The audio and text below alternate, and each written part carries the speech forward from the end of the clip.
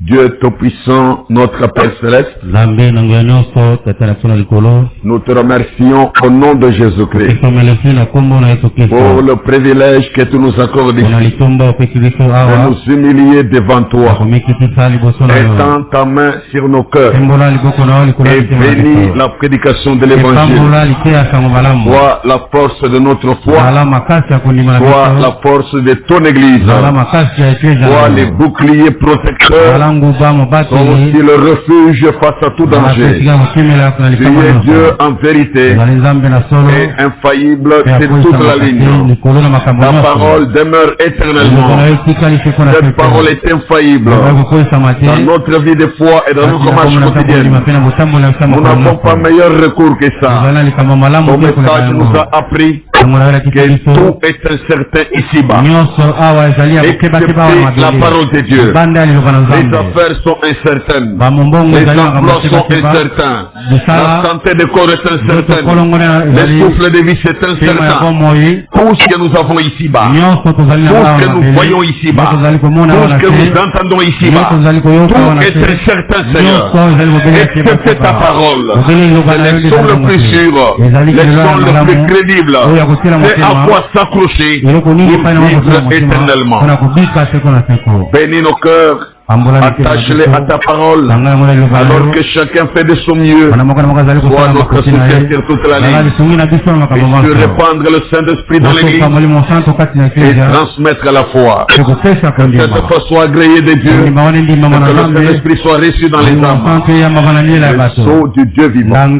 C'est toi seul qui le donne. Toi les souverains. Pour continuer l'œuvre du salut au profit du monde entier. Seigneur, et c'est pour réaliser des œuvres plus grandes, des grandes réalisations encore, à plus large échelle, au profit du plus grand nombre encore, car tu veux donner l'occasion à toutes les âmes d'être sauvées. Pour dire que tu veux que tous les hommes soient sauvés et qu'ils parviennent à la connaissance de la vérité.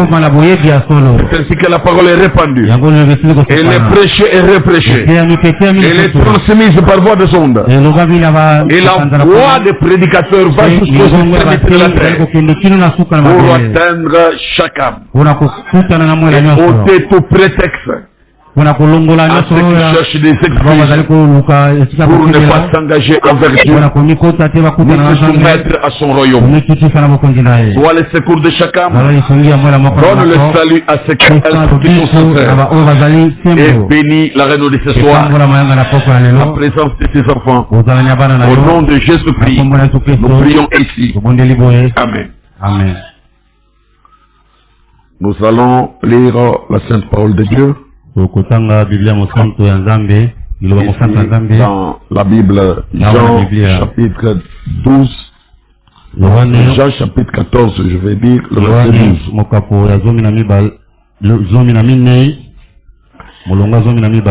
Ok. En vérité, je vous l'ai dit, celui qui croit à moi fera aussi les œuvres que je fais. Et il en fera des plus grandes parce que je m'en vais au Père. Solo nazali koloba na bino ete ye oyo akondimaka ngai misala mizali ngai kosala akosala yango mpe lokola mpe akosala yango ekoleka oyo po ete nakokenda na botata. Jean chapitre 10, Yohane mokapo ya zomi, le verset 34 à 39. Jésus leur répondit, n'est-il pas écrit dans votre loi, j'ai dit, vous êtes des dieux. Si elle a appelé Dieu ceux à qui la parole de Dieu a été adressée, et si l'écriture ne peut être anéantie, celui que le Père a sanctifié et envoyé dans le monde, vous lui dites, tu blasphèmes, et cela parce que j'ai dit, je suis le Fils de Dieu. Si je ne fais pas les œuvres de mon Père, ne me croyez pas. Mais si je le fais, même si vous ne me croyez point, croyez à ces œuvres, afin que vous sachiez et reconnaissiez que le Père est à moi et que je suis dans le Père. Là-dessus, ils cherchèrent encore à les saisir, mais il s'échappa de leurs mains. Yesu asongiseli bango monoko ete ekomami kati na mibeko na bino te ete nalobi ete bozali banzambe. Soko abyangi bango banzambe baoyo liloba na nzambe eyeli bango pe likomi ekoki koboyana te. Bozali nde koloba na ye oyo tata abulisi mpe atindi ye na kati na mokili ete ozali kotuka nzambe po ete alobi ete ngai mwana na nzambe. Soko nazali kosala misala na tata na ngai te bondima ngai te. Nde soko nazali kosala yango ata bondimi ngai te bondima misala mpenza. Ete bosolola mpe boyeba ete tata azali kati na ngai, ngai mpe nazali kati na tata. Aluki nzela na kokanga ye lisusu nde abimaki na maboko na bango. Hébreux chapitre 2 versets 1 à 4. Baibele mukapo ya mibale mulongo ya liambo kino ya mine. C'est pourquoi nous devons d'autant plus nous attacher aux choses que nous avons entendues, de peur que nous soyons emportés loin d'elles. Car si la parole annoncée par les anges a eu son effet, et si toute transgression et toute désobéissance a reçu une juste rétribution, comment échapperons-nous en négligeant un si grand salut? Le salut annoncé d'abord par le Seigneur nous a été confirmé par ceux qui l'ont entendu. Dieu appuyant leur témoignage par des signes, des prodiges et des divers miracles, et par les dons du Saint-Esprit distribués selon sa volonté. Yango wana ekoki na biso kotia motema na etingia na koleka na makambo masili biso koyoka ete topengwa na nzela te. Nzambe soko liloba lisakolami na minoko na bwanje ebungaki mpe mabunga yonso mpe panza yonso izwaki etumbu na nsembo. Biso penza tokokima boni soko tokotia mitema na lobiko monene boye te. Esakolami liboso na nkolo mpe elendisami mpo na biso na bango bayokaki yango. Nzambe atatoli na yango na bilembo mpe bikamwiseli mpe misala na nguya na motindo mpe mpo na makabo na molimo mosantu makabolami pela moko ekanaki ye. Que Dieu bénisse la lecture de sa sainte parole. Veuillez vous asseoir au nom du Seigneur Jésus-Christ. Nous vous souhaitons la bienvenue à la table du Seigneur et le bonheur de la maison de Dieu. Car la parole de Dieu, c'est notre bonheur. En elle, il y a le repas, il y a la puissance, il y a la lumière, il y a la vie, il y a la guérison, il y a la délivrance, il y a le pardon, il y a le salut. Il y a la paix, il y a l'amour parfait. Dans la parole, il y a les miracles, il y a les signes, il y a les prodiges, il y a les démonstrations, toutes sortes de bonnes choses de Dieu. Et nous sommes rassemblés ce soir pour la parole. Les gens du monde se réunissent autour de plaisir, autour d'un cas social. Ils se réunissent autour de la politique pour se faire des coups bas et se jeter des pots de banane. Mais les enfants de Dieu se rassemblent autour de la parole de Dieu. Et quand la parole est prêchée, nous sommes les plus heureux. C'est pour nous un grand privilège. Alors, nous avons entendu dimanche, dans le cadre de la pensée qui est toujours là, le deuxième but pour lequel le Saint-Esprit a été envoyé, pour continuer l'œuvre du salut divin au profit de l'humanité ou en faveur du monde entier. Nous avons entendu un point particulier des grandes œuvres en insistant sur la foi dans la parole parlée, la parole prêchée, La foi en la parole parlée. Et la foi en l'imposition de main. Et il a été clairement démontré que la foi dans l'imposition de main est d'un niveau inférieur à la foi dans la parole parlée. Lorsque nous croyons à la parole parlée, les résultats sont manifestes assez plus rapidement. Et c'est vrai, il faut croire la parole prêchée. Une plus grande foi, il le faut, mes amis. Nous devons quitter le stade formaliste, quitter nos coutumes et aller vers les résultats. Et regardez dans Matthieu chapitre 8, passage que nous avons lu en partie dimanche, au sujet du centenier romain et son serviteur. Vous voyez, nous avions lu et nous sommes arrêtés au verset 11, je crois. Non, c'est au verset 10 qu'on s'est arrêté. Le dimanche, dans les commentaires de la prédication. Mais regardez, si vous continuez, quand nous prenons le verset 15. Puis Jésus dit au centenier, va, qu'il te soit fait selon ta foi. Et à l'heure même, le serviteur fut guéri. Yesu alobaki na kapitene na basoda ete kenda tika esalama na yo lokola endimi yo mpe mwana abiki bobele na ntango yango. Or, là, au verset 10, il venait de vanter la foi du centenier romain. Le genre de foi que nous, les gens des nations, devons manifester. Le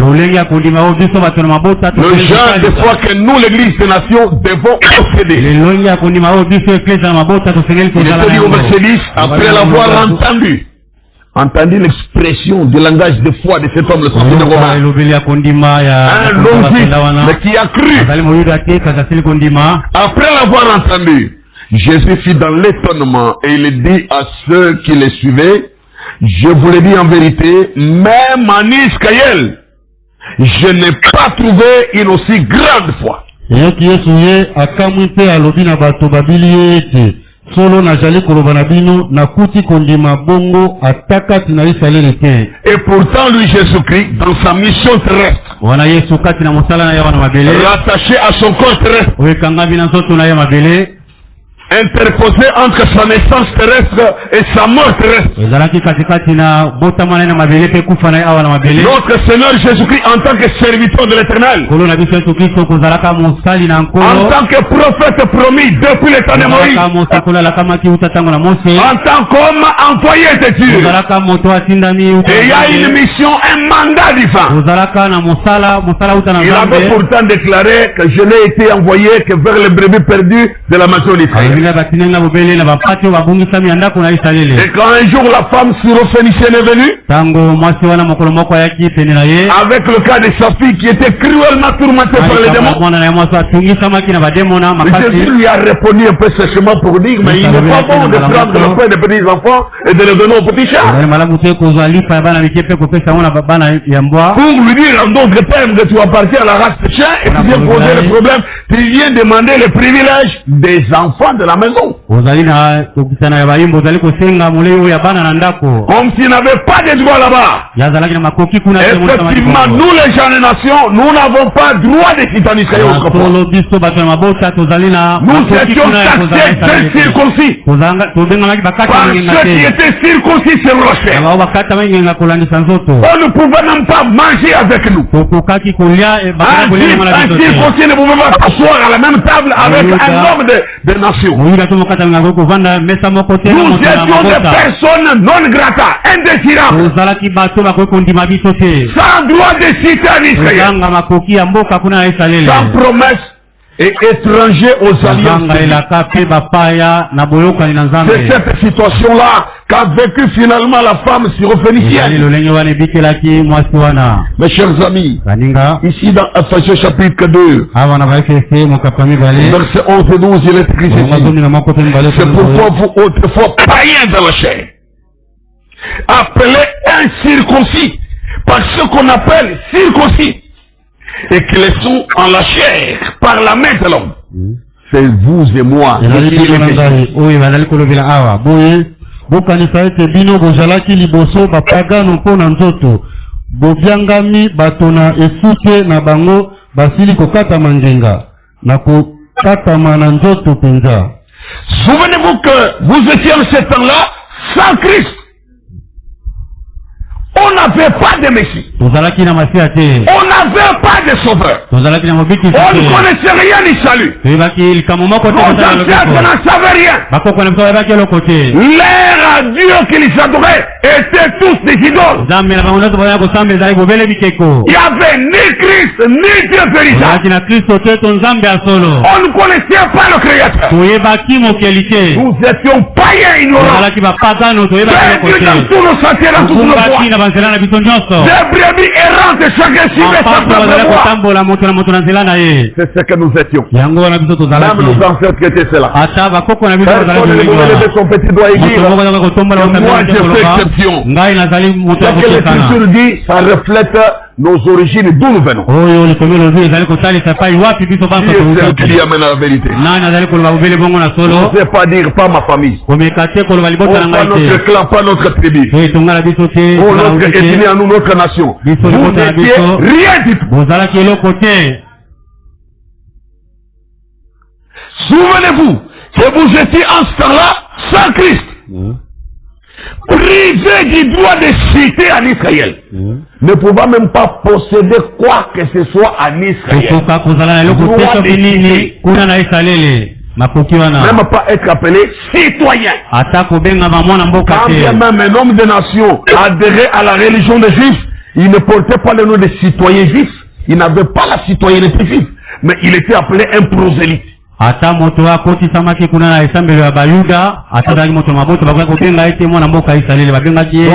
c'est un intéressé de la religion des Juifs. Il s'est intéressé. Mais il ne pouvait pas être qualifié de citoyen israélien. Sans droit de cité. Or, manquer les droits de cité vous amène à manquer les droits de posséder. Or, ce territoire d'Israël, dans les prophéties d'Ézéchiel, il est appelé le pays de l'Éternel. Et toujours là, dans les prophéties d'Ézéchiel, le territoire d'Israël est appelé le plus beau des pays. Imaginez, le pays de l'Éternel, et Jérusalem, la capitale du territoire d'Israël, était appelée la ville du grand roi. Mais vous, les gens des nations, vous n'aviez ni droit de citer, ni droit de posséder quoi que ce soit. Considérés comme des chiens, des indésirables là-bas.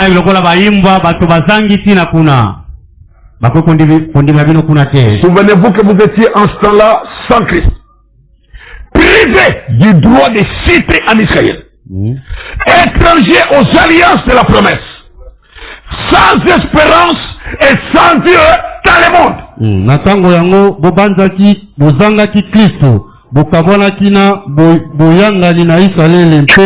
Bozalaki bapaya na kondima na bilaka. Bozalaki na elikate, bozangaki nzambe kati na mokili.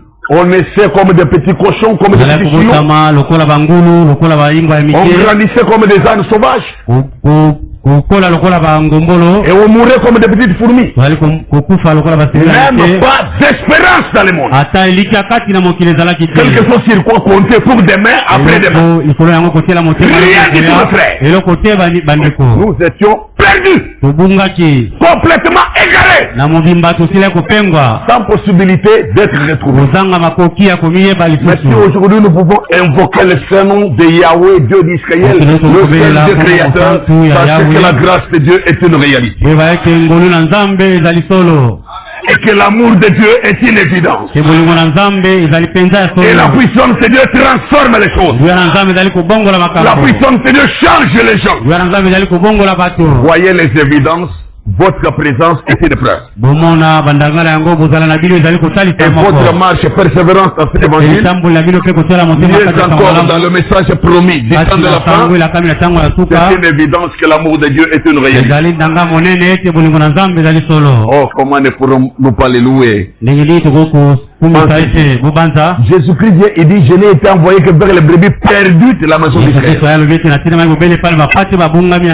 privilégié les Israélites. Il leur a annoncé l'évangile premièrement. Il leur a donné la priorité. Comme on peut le lire dans Romains chapitre 1er. Oh mes chers amis, c'est vrai. Romains chapitre 1er. Verset 16. Car je n'ai point honte de l'évangile. C'est la puissance de Dieu pour le salut de quiconque croit, des Juifs premièrement, et puis des Grecs.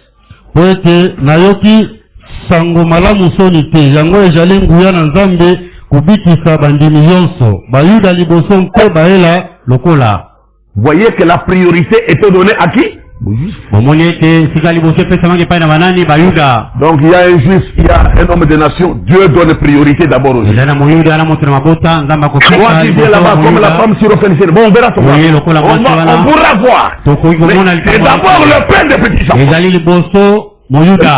Quelle situation. Quand nous prenons ici dans Actes des Apôtres chapitre 2, nous voyons cette primaire accordée aux Juifs. C'est confirmé encore dans la bouche de l'apôtre Pierre. L'apôtre Pierre, il a dit des choses ici.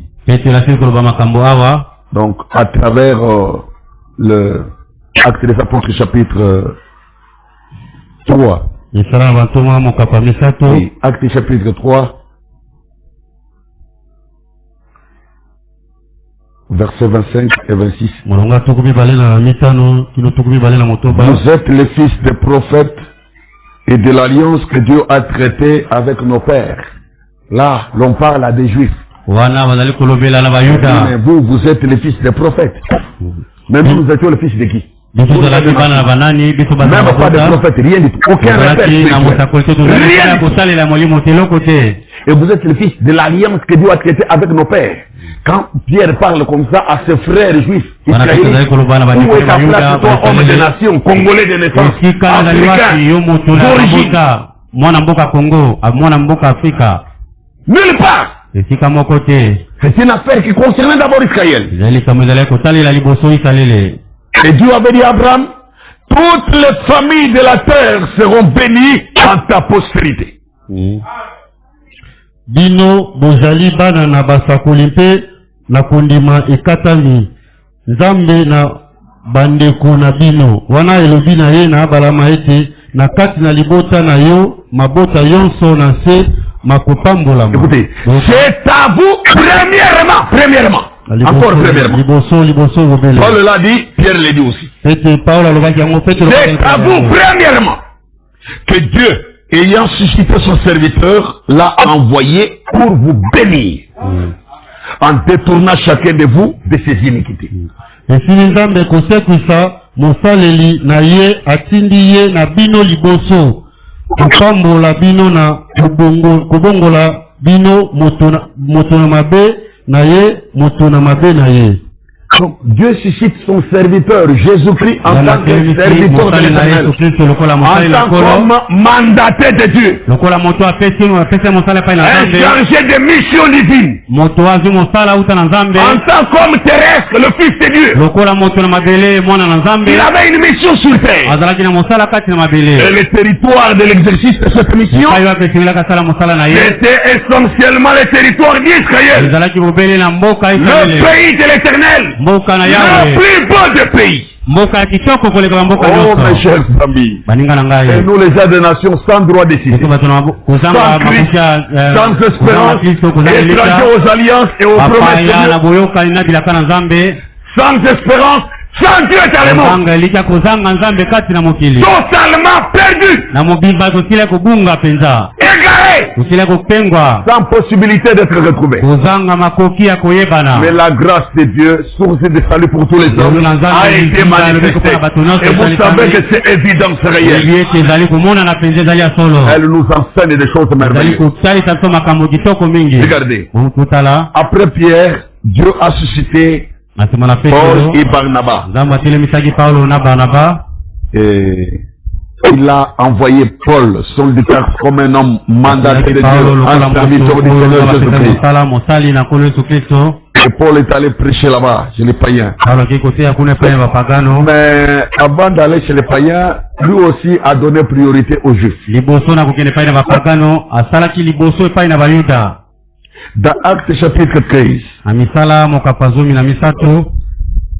verset 42, jusqu'au verset 48. Lorsqu'ils sortirent, on les pria de parler le sabbat suivant sur les mêmes choses. Et à l'issue de l'assemblée, beaucoup de Juifs et de prosélytes pieux, donc les Juifs et les intéressés de la religion judaïque, la religion juive, les prosélytes qui avaient de la piété. Une piété d'imitation par adhésion à des principes de religion juive. Ils sont allés se faire élèves et disciples là-bas. Et étant enseignés par des conducteurs aveugles qui n'avaient aucune vision spirituelle. Maintenant, Paul est venu avec le véritable évangile. En tant qu'un homme mandaté de Dieu. Envoyé du Seigneur Jésus-Christ. Son appel et sa commission sont clairs dans la Bible. Il n'y a même pas à discuter. Dieu parle des choses réelles et nous édifie par les évidences. Il a affronté des Juifs et des prosélytes pieux. Il suivit Paul et Barnabas. Ils s'entretèrent avec eux et les exhortèrent à rester attachés à la grâce de Dieu. Voilà.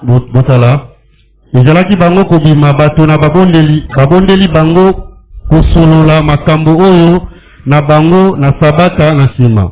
Wana esilaki bayangani kopalangana bato mingi na bayuda na basambeli oyo bongwaki bayuda babili Paulo na Balanaba baoyo basololi na bango kumeka kondimisa bango koumela na ngolu na Nzambe. Mais vous voyez, est-ce que vous avez entendu un païen pur sang, un païen natif dans son état profane, s'intéresser là en priorité, on n'en cite même pas un. Quand l'évangile est donné, l'attraction produit les effets d'abord sur les Juifs. Et ce sont ceux-là qui ont suivi Paul. Le reste des païens indifférents. C'est comme si ça allait différer. Pourquoi ils étaient là? Leur retour vient ensuite. Car l'affaire concernait d'abord Israël. Que Dieu soit béni. Que Dieu soit béni. Donc, il y a des années, nous avons eu à donner un sermon intitulé La prophétie de Noé dans une assemblée ailleurs. Le Seigneur nous avait conduit à parcourir les Saintes Écritures. Il y a des bien-aimés frères qui nous ont suivis après cette leçon. Toutes ces années, nous n'avons jamais pensé à ça. Finalement, cette Bible, ce n'est qu'une affaire des Israélites. C'était nos frères des nations. Après avoir suivi ces sermons-là, quand on s'est vu dans la communion fraternelle, il parlait avec une telle exclamation. Ils ont dit, mais frère David, quand vous avez montré tout ça, nous nous rendons compte que cette Bible, c'est une affaire des Israélites. C'est une chose qui ne nous concerne même pas. Et j'ai dit pour commenter, comprenez alors ce que c'est que la grâce de Dieu. Si vous arrivez à saisir vraiment en parcourant et l'ancien et le nouveau testament, finalement, toute cette Bible en réalité, c'est une affaire des Juifs, vous allez comprendre que certains incrédules là, qui ont des difficultés pour croire la Bible. Ils prennent le cerveau humain, leur intelligence humaine, et ils essayent de voir partout que Dieu a trop privilégié Israël, et que même quand il vient présenter l'évangile aux gens des nations, l'Israël ne manque pas d'être mentionné. Maintenant, quelle est notre part dans tout ça? Nous avons part. Ce sont les mystères de la rédemption. Nous avons part et droit au chapitre. C'est le plan de Dieu avait prévu. Alors toi qui as été greffé sur l'olivier, ne t'enorgueillis pas. Mais humilie-toi et sois reconnaissant envers la grâce de Dieu. Car tu as été greffé là contrairement à ta nature. Tu es une nature incrédule, rebelle, insensible, indifférent, idolâtre, confusionniste. C'est la nature des hommes de nation. Mais Dieu te fait grâce pour te faire entendre son évangile du salut. Alors ne gaspille pas cela. Ne gaspille pas l'occasion qui t'est donnée. Mais prends ça à juste valeur. Êtes-vous là? Écoutez, le sabbat suivant, verset 44. Presque toute la ville se rassembla pour entendre la parole de Dieu.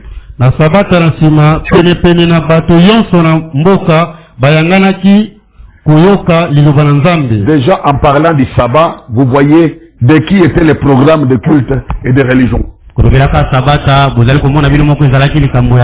ne se sont pas rassemblés un lundi, un mardi, mais ils se sont rassemblés un sabbat, et puis ils ont attendu le prochain sabbat.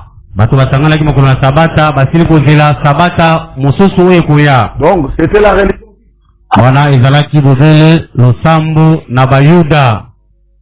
Il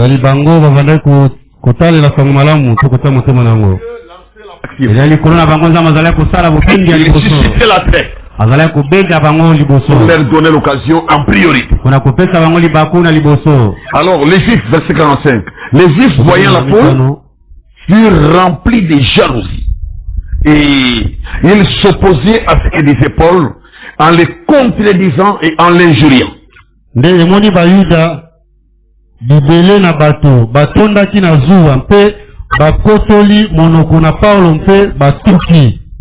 Et pourtant, l'occasion du salut leur a été donnée en priorité. Même l'impact de l'évangile s'est produit, s'est manifesté d'abord sur eux. Ils sont apparus en premier, avant même les prosélytes. C'était d'abord eux qui étaient mentionnés. Mais regardez le comportement au message de grâce que Dieu leur a. Malgré le privilège que Dieu leur donnait, les Juifs voyant la foule, voyant que l'évangile gagne du succès, gagne du terrain. Donc ceux qui avaient été là le sabbat précédent sont allés. Et ça a créé une telle attraction de foule.